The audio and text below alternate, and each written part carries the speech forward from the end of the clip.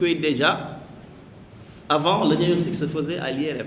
On nous disait, vous faites une IRM, vous faites des coupes sagittales de 5 mm.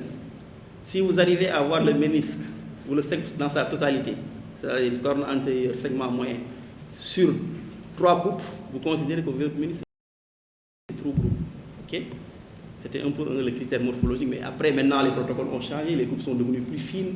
Donc, si vous faites du 3 mm, vous ne pouvez pas, à moins de faire de l'arithmétique, d'utiliser ces critères. Alors, il y a maintenant des critères morphologiques. Il faut que l'axe transverse, quand même, soit assez grand et mesure soit supérieur à 12 mm.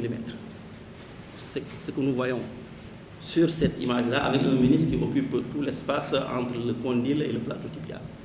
Alors, il y a une classification également en 3 stades, hein, où vous avez encore un défect au milieu, une classification où vous avez encore le bord interne qui est concave, et une classification, et un stade 3 du moins, où vous avez le ménisque qui est presque un disque.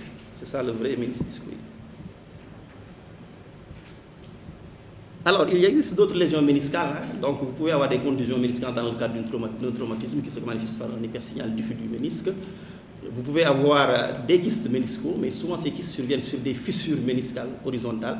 Donc quand vous voyez un kyste qui est proche du ménisque, qui est plus ou moins cloisonné, essayez de voir sérieusement le ménisque de façon plus... Et vous vous rendrez compte que souvent il y a un kyste, il y a une fissure horizontale, et c'est à travers ces fissures horizontales que le liquide articulaire va créer cette image de kyste méniscal. Alors, nous allons aborder le chapitre des lésions ligamentaires. Comme vous le savez, donc les ligaments, le ligament le plus exposé, c'est le croisé antérieur. Donc, pour étudier le croisé antérieur, il y a plusieurs éléments qu'il faut prendre en compte.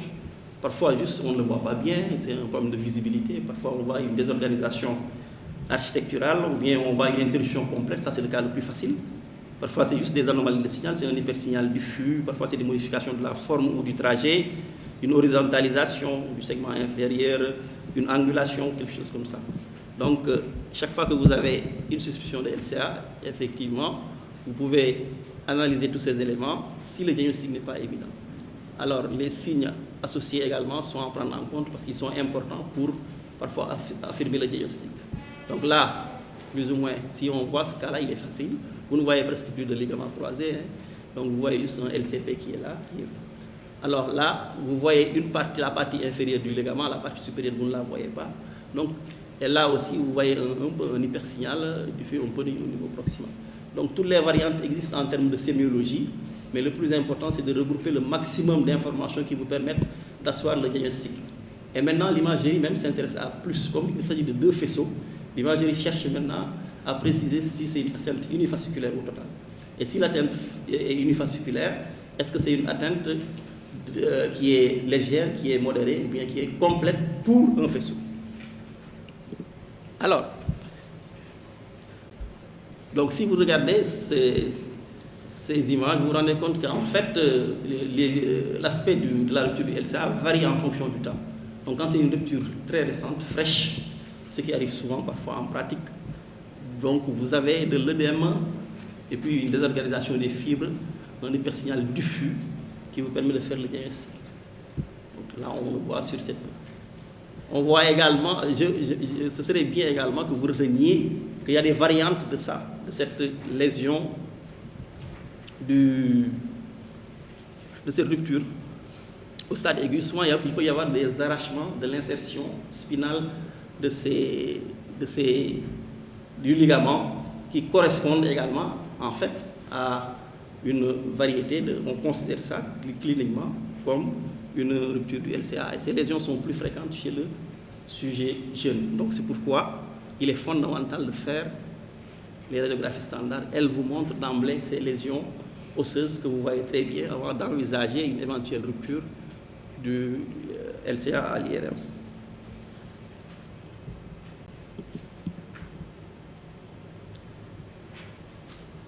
Alors, en phase subaiguë, entre 2 et 8 semaines, la solution de continuité devient plus nette.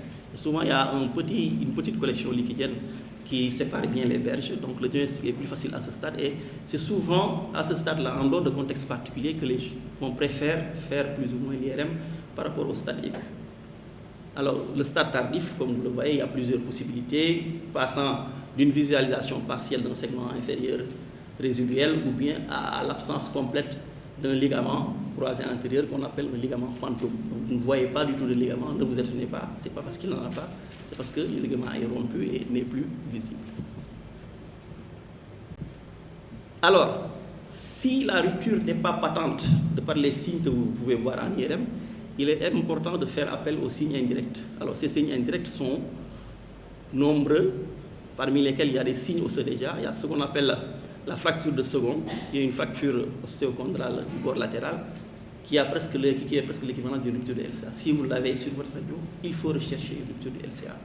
Vous avez les contusions osseuses, justement dans la même zone, qui correspondent également à des lésions d'impaction.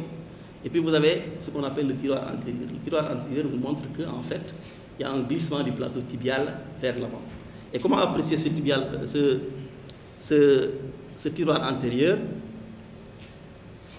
L'un des signes importants, c'est que le ligament croisé, collatéral latéral, en principe, on ne le voit pas intégralement sur une seule coupe. Donc si vous arrivez à voir votre ligament collatéral sur une seule coupe, vous avez un excellent signe de tiroir antérieur. Si vous arrivez à voir également votre LCP sur une seule coupe, il en est de même. Si vous avez maintenant la découverture du plateau tibial, ainsi que l'offset, ce qu'on appelle le ménisque qui bascule derrière, c'est un signe de tiroir antérieur. Donc il est important de pouvoir mesurer ce décalage-là entre le bord postérieur du plateau tibial et le bord postérieur du condyle. Si c'est supérieur à 5 mm, vous avez un tiroir qui est significatif. Un autre élément qui est également important, c'est un peu la contusion osseuse en regard d'un enfoncement de l'encoche condylienne externe latérale, qui est également un bon signe de rupture de croisée. Alors, les ruptures partielles posent un problème diagnostique. Donc, ce n'est pas évident du tout. Souvent, ça se traduit par un œdème focal ou bien par juste des changements de position. Alors, donc, ces ruptures font l'objet d'une classification en 3 stades, partant d'un hypersignal minime non liquidien sur un faisceau, d'une rupture qui est inférieure à 50% du faisceau avec un hypersignal liquidien et d'une lésion complète d'un faisceau. Donc, vous voyez chez ce patient-là qui présente un hypersignal focal ici, on regarde la zone triangulaire, puis on voit le reste des faisceaux qui apparaissent normaux, et puis sur le plan axial, on voit également cette atteinte, un hypersignal du faisceau. Voilà. Donc, c'est difficile pour la simple raison qu'un seul faisceau déjà est fin. Si on doit le classifier en 3, après ça peut devenir compliqué, mais gardez à l'esprit, effectivement, avec les séquences modernes qui sont des coupes fines, on arrive quand même à faire cette classification-là, parce que les lésions minimes, souvent, peuvent faire l'objet juste d'un traitement conservateur. La plupart même des lésions unifasciculaires font l'objet de ce genre de traitement conservateur. Alors, quelles sont les autres lésions qu'on peut retrouver sur le ligament croisé? Il n'y a pas que les ruptures. Vous verrez souvent un ligament qui est épaissi en hypersignal, avec conservation de l'aspect fibrillaire. Si vous voyez un ligament comme ça, vous pensez ce qu'on appelle une dégénérescence mucoïde. De toute façon, la dégénérescence mucoïde, elle a à peu près la même valeur qu'une rupture parce que c'est un tendon qui existe mais qui n'a aucune valeur sur le plan biomécanique. Vous avez également parfois des kystes qui se forment un peu dans les tentes de la croisée et qui respectent un peu les fasciculations, un peu au niveau postérieur supérieur. Ça correspond à ce qu'on appelle à des kystes de la tente des croisées. Alors, l'imagerie également joue un rôle dans le contrôle post-opératoire des interventions, surtout concernant le ligament croisé antérieur. Vous savez qu'il y a 2 types de ligamentoplastie. Il y a une ligamentoplastie qui utilise les tendons de la patte droite, le droit interne et le demi-tendineux. Et puis la méthode de Kennard-Jones qui utilise le ligament patellaire avec un opercule au niveau de la patella. Donc en regardant les images, vous pouvez savoir effectivement s'il s'agit de quel type de ligamentoplastie. Mais l'IRM joue un rôle extrêmement important parce qu'il vous permet d'apprécier la maturation du greffon, son axe, est-ce qu'il est concerné ou pas, est-ce qu'il y a une continuité, est-ce qu'il n'y a pas de complications, parce que parfois il y a des phénomènes d'arthrose qui se forment au niveau de l'articulation, créant ce qu'on appelle une arthrofibrose. Donc en cas de récidive de la symptomatologie douloureuse ou bien d'instabilité secondaire, il est important de faire une IRM pour pouvoir apprécier tous ces éléments. Mais il faut préciser que tout ça passe également par la radiographie standard qui vous permet d'étudier la position des tunnels, donc à ne pas négliger du tout, parce qu'il y a un tunnel fémoral et un tunnel tibial. Le tunnel fémoral, normalement, il doit se situer à ce niveau-là, la corticale passant par la partie postérieure de l'extrémité inférieure de l'échancrure doit pouvoir couper la ligne de Blumenstahl. C'est à ce niveau-là que se projette le tunnel fémoral. Alors que le tunnel tibial se situe un peu en avant de la médiane par rapport à la ligne qui joint les faces antérieures et postérieures du plateau tibial. L'arthrofibrose, justement, peut se traduire par un syndrome de masse, une petite lésion nodulaire au niveau de la partie antérieure de l'échancrure qu'on appelle une cyclopie. Alors, on va passer rapidement sur les lésions des ligaments des ligaments du LCP du moins. Il pose moins de problèmes parce qu'il est épais, tout le monde le voit très bien, on le voit de partout. Donc, il se traduit également souvent par un tiroir postérieur. Et puis, souvent le diagnostic ne pose pas de problème. Il y a souvent aussi des lésions partielles, mais le pronostic du traitement conservateur est meilleur pour les LCP. Donc nous allons parler rapidement des ligaments collatéraux, comme vous le savez, le collatéral médial, dont les lésions actuelles ou anciennes peuvent être révélées par des radiographies. Là, vous avez une fracture adduction de son insertion fémorale. Là, vous avez une atteinte ancienne, la fameuse calcification de Pellegrini-Sida, qui vous renseigne sur l'existence d'un traumatisme d'une entorse antérieure grave. Puis, je précise également que ces lésions sont parfaitement accessibles à l'échographie.